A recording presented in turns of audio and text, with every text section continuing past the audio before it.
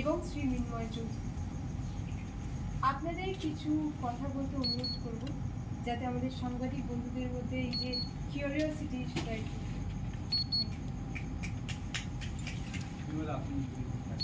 হাততালি।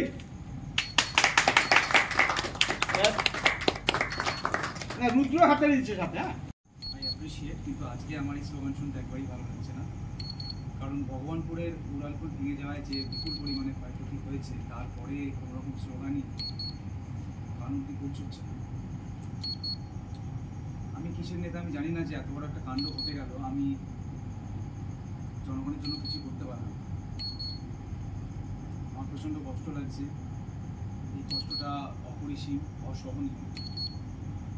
প্রচুর মানুষের প্রচুর ক্ষয়ক্ষতি হয়েছে, আমরা কিছুই করতে পারিনি।